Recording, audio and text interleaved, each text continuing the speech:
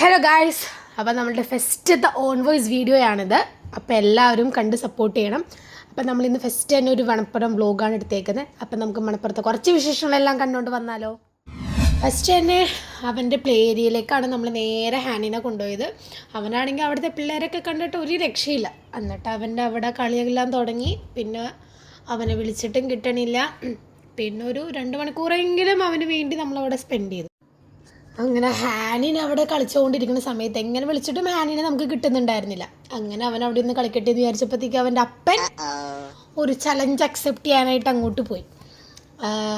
Ball ഗ്ലാസ്സിൽ എറിഞ്ഞിട്ടുള്ളൊരു challenge accept ചെയ്തിട്ടാണ് അങ്ങോട്ട് പോയത്.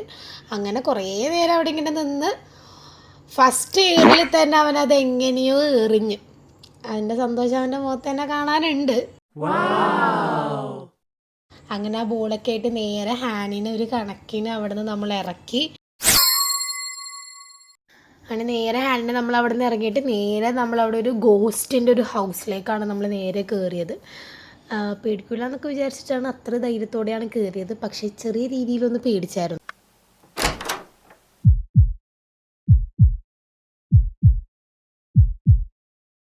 ഈ നിൽക്കണവൻ ഇവനെ നമ്മളിങ്ങനെ സൂം ചെയ്ത് നേരെ സൈഡിലോട്ട് നോക്കിയപ്പോഴത്തേക്കാണ് ഇവൻ നിൽക്കുന്നത്. ഇവനാണ് നമ്മളെല്ലാവരെയും പേടിപ്പിച്ചത്. അങ്ങനെ നമ്മൾ അവിടെ നിന്നൊക്കെ കഴിഞ്ഞ് അത്രയും സന്തോഷത്തോടെ ഹലാപ്പി മാത്രം അവിടെ നിന്ന് പുറത്തോട്ട് ഇറങ്ങി. അവിടെ നിന്ന് നമ്മൾ നേരെ ബൈ പറഞ്ഞിട്ട് ഈ കിളികളെല്ലാം കാണാനായിരുന്നു പോയിരുന്നത്. നല്ല ഭംഗിയായിരുന്നു ഈ കിളികളൊക്കെ ഇങ്ങനെ പറക്കണ കാണാൻ. കാരണം അത്രയും പല പല കളേഴ്സ് ആയതുകൊണ്ട് അതെല്ലാം ഇങ്ങനെ പറക്കണം, ഒരുമിച്ച് പറക്കുമായിരുന്നു.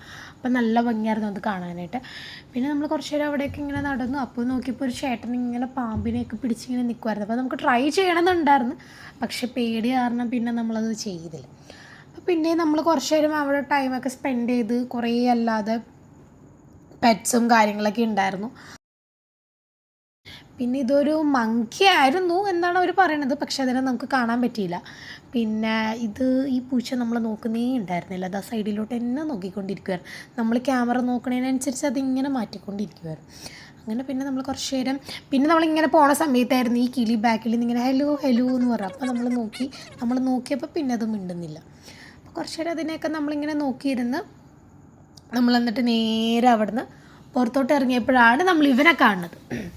ഇവനെ കണ്ടപ്പോഴാണെങ്കിൽ ഹാനിൻ ഭയങ്കര കരച്ചിലും പേടിയും ബഹളമൊക്കെ.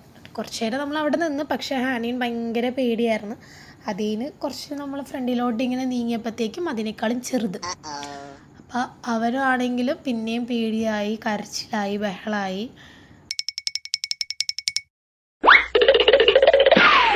എന്നിട്ട് അത് ഹാനിൻ്റെ പുറകെ ഇങ്ങനെ ഓടുമായിരുന്നു ഹാനിനെ പിടിക്കണം. ഹാനിനാണെങ്കിൽ അപ്പം തന്നെ ബാക്കിയുള്ളവരുടെ അടുത്ത മേത്തോട്ടൊക്കെ കയറി. അപ്പോൾ അവരാണെങ്കിൽ ഇങ്ങനെ ഹാനിനെ പേടിപ്പിക്കാൻ വേണ്ടിയിട്ട് പോട്ടെ എന്നൊക്കെ പറഞ്ഞ് അങ്ങനെ നമ്മൾ അവിടെയും കുറച്ച് നേരമൊക്കെ ടൈം സ്പെൻഡ് ചെയ്തിട്ട് നമ്മൾ നേരെ അപ്പുറത്തോട്ട് പോയപ്പോൾ വേറൊരു സാധനം മത്സ്യകന്യക.